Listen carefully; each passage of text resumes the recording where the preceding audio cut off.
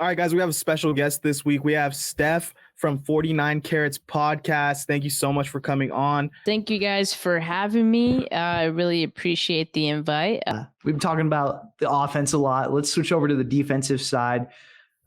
Sneaky, there's a lot of change going on. So lose Ward, D'Amico, Aziz, you draft Brown, Hargraves comes over.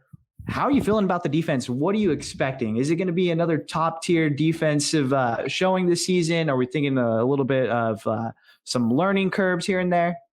Yeah, I think this defense is going to be great. I think it's going to be lights out. And I think because one of the things that you could have looked at this defense last year and been like, oh, that could be a little bit better. It was always the secondary. And now we have Steve Wilks, who, that's what he's known most for, coaching DBs, right? And that's what I've seen him focus on most, like in training camp. And I've seen reports too that he's very hands-on with DBs. He works almost exclusively with the DBs as he's been out there. And so I think that's great. And I think that group of guys is probably going to take another step this year, which can only mean good things for the rest of the defense, because we already know the linebackers are, one of the top duos in Fred, or probably the best duo in Fred and Greenlaw in the league, right? And then you have the defensive line, who as of right now doesn't even have Nick Bosa out there, and they're still making some plays. That being said, like maybe I want to see a little bit more out of the depth, but I think Drake Jackson is looking good.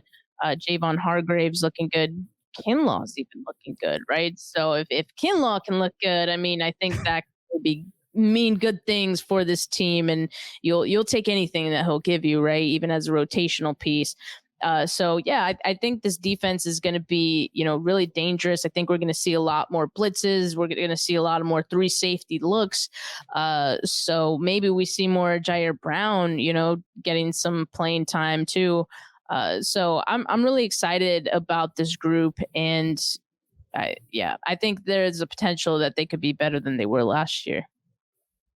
Yeah, and with the aggressiveness of Steve Wilks and Deshaun Goldson now working with the team, how many players do you expect Ufunga to knock out in a game? How many flags will he have this year? Well, Greenlaw too. I'm like, shoot, those guys always just flying to the ball.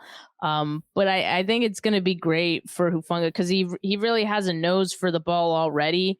And so I think, to a certain extent, you don't really want him to get a bunch of flags or anything, but just to have that nose for the ball and to, I guess, set the expectation of, welcome to playing the 49ers. Like, this is how we're going to do you, So I think it really just sets the stage for any opponent to kind of, and put them on notice to, what they're going to have to endure for a whole 60 minutes with this team. Definitely.